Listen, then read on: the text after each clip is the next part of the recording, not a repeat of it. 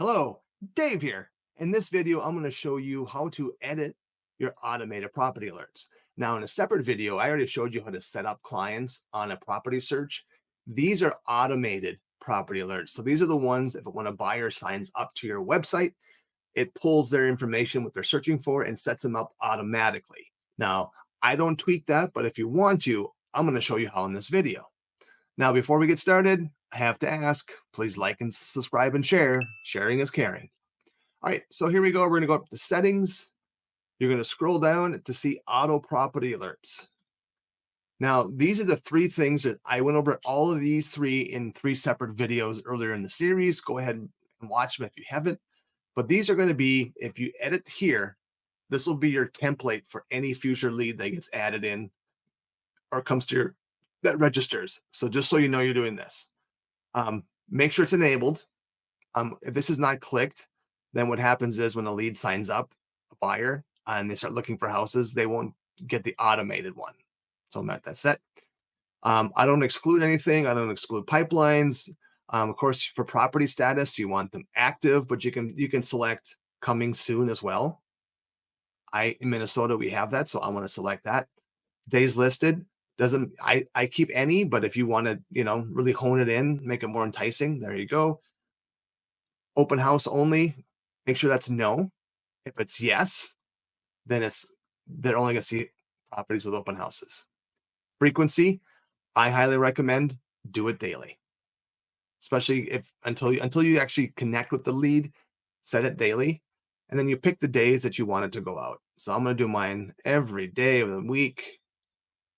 So the buyer alerts go out every morning. So when they wake up, they'll get something.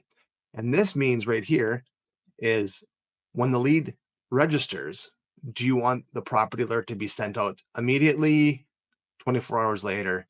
I find the best results are immediate. And then you're hooking the buyer to look at more houses, and then apply. Now, if you're a team leader or a broker, you can click this and it applies for everybody in your system, but apply, boom, settings applied. Same thing with market snapshot. I don't tweak this one at all, but you want to do property status sold because this is the once a month they get it and it shows them all the houses that have sold. So this is really great. Location criteria, it's same as inquired city. So again, it's automated. So whatever city they were looking in, this gets sent out.